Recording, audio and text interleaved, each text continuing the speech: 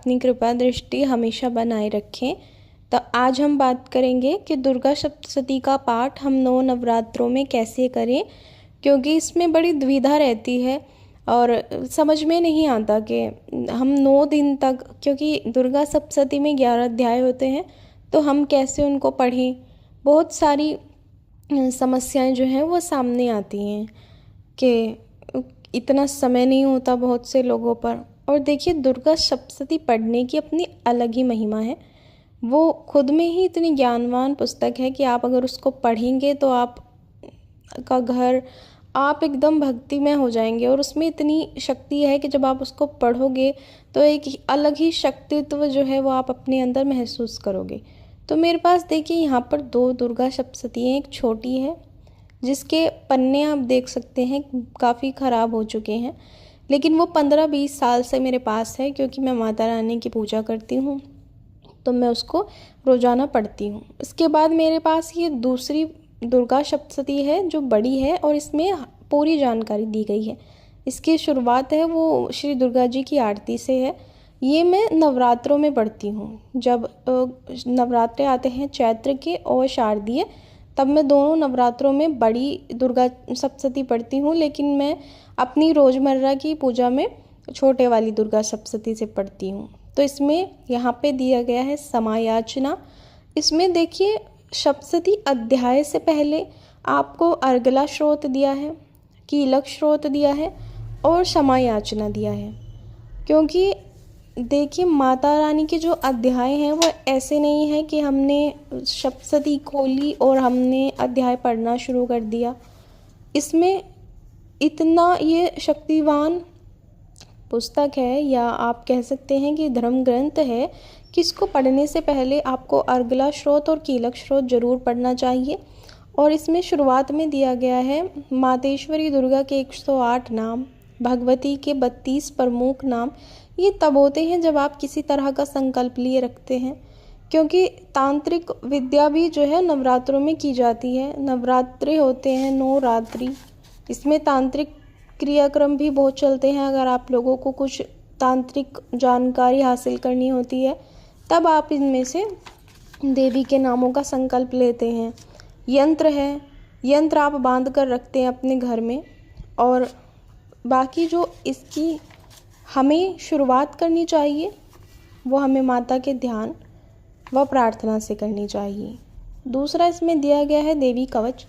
देवी कवच पढ़ना उतना ही ज़रूरी है जितना आप पूरी दुर्गा सप्तशती पढ़ना, क्योंकि देवी कवच अगर आप अपनी नियमित पूजा में भी शामिल करते हैं पढ़ना, तो आप बहुत सी बलाओं से, नकारात्मक शक्तियों से, ग्रह कलह से, आप रोजगार में तरक्की नहीं हो रही है या कर्ज आपके सर हो चुका है, आप उन सब चीज़ों से और अकाल मृत्यु से सबसे बड़ा आपको दुर्गा कवच बचाता है और बहुत ही शक्तिशाली होता है। इसलिए दुर्गा कवच तो आप अपनी रोज़मर्रा की पूजा में भी शामिल कर ही लीजिए। बाकी रही सप्तशती की बात, तो अगर आपके पास कम समय है आप ये छोटी सप्तशती भी पढ़ सकते हैं। आप इसमें अंतर देखिए कि जो दुर्गा कवच बड़ी सप्तशती में कम से कम 4 से 5 पन्नों का है, वो आपको छोटी सप्तशती में सिर्फ 2 पन्नों में ही सीमित मिलेगा। तो अगर आप वर्किंग है और आपके पास ज़्यादा समय नहीं है तो आप छोटी दुर्गा सप्तशती से भी पढ़ सकते हैं। बाकी पढ़ना बड़ी से भी उतना ही लाभदायक है और छोटी से भी, क्योंकि माता रानी भाव की भोगी होती है। तो आपको शुरुआत करनी है, जैसे आप पहले दिन आचमन करके बैठेंगे, शुद्ध होकर, नहा धोकर, माता रानी का दीपक जलाकर, अखंड ज्योति जलाकर, आप अपने हाथ में चावल लेकर माता रानी के सामने संकल्प करेंगे कि मैं ये नवरात्रि में दुर्गा सप्तशती के जो है 13 अध्याय संपूर्ण करने जा रहा हूँ। मुझसे अगर कुछ समय याचना हो जाए तो मुझे माफ़ कीजिएगा। इसके बाद आप दुर्गा कवच पढ़ेंगे। आप पहले दिन अर्गला श्रोत, कीलक श्रोत सब पढ़ेंगे और फिर आप पहला अध्याय पढ़ेंगे।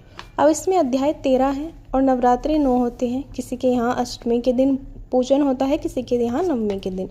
अब जिस दिन आप लोगों के यहाँ कन्या पूजन होता है उस दिन आप लोगों को अपनी दुर्गा सप्तशती संपूर्ण कर देनी चाहिए। मेरे यहाँ अष्टमी का पूजन होता है तो मैं 13वां अध्याय, 8वां और 13वां अध्याय अष्टमी वाले दिन सुबह पढ़कर उसको संपूर्ण कर लेती हूँ, क्योंकि कन्या पूजन आप दुर्गा सप्तशती को संपूर्ण करने के बाद ही कराएं। जैसे आप अपने घर में रामायण का पाठ कराते हैं, तो रामायण का पाठ जब संपूर्ण हो जाता है तब आप भंडारा करते हैं तो वैसा ही दुर्गा सप्तशती में भी है। तो मैं करती हूँ ऐसा कि मैं पहले दिन पहला और 12वां अध्याय पढ़ती हूँ, दूसरे दिन मैं दूसरा और 11वां अध्याय पढ़ती हूँ। यानी कि मैं 8वां और 13वां अध्याय जिस दिन कन्या पूजन होता है उस दिन पढ़ती हूँ, और बाकी के दिन मैं पहला और एक अध्याय पीछे से पढ़ना शुरू करती हूँ। इससे क्या होता है कि वो 8 या 9 दिन में आपके सारे अध्याय जो हैं वो संपूर्ण हो जाते हैं।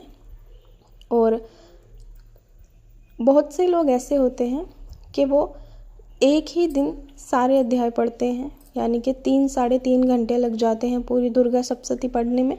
तो वो या पहले दिन या फिर जिस दिन कन्या पूजन होता है, या वो 13वें दिन भी अपनी पूरी दुर्गा सप्तशती को जो है वो संपूर्ण करते हैं एक ही दिन पढ़कर। और कुछ लोग ऐसे भी होते हैं जो हर रोज़ पूरी दुर्गा सप्तशती पढ़ते हैं। तो वो सबकी अपनी आस्था, समय और संकल्प पर आधारित होते हैं, लेकिन मैं आप लोगों को बता रही हूँ जो एक नॉर्मल प्रक्रिया होती है वो। उसके बाद इसमें दी गई है दुर्गा चालीसा। दुर्गा चालीसा भी जब तक आप अखंड ज्योति जलाएंगे, दुर्गा चालीसा भी आपको नियमित रूप से पढ़नी है। आप कीलक अर्गला स्रोत जो है वो सिर्फ पहले दिन जिस दिन आप शुरू करेंगे और जिस दिन आप संपूर्ण करेंगे उस दिन पढ़ सकते हैं, लेकिन दुर्गा कवच और दुर्गा चालीसा रोज़ पढ़नी है।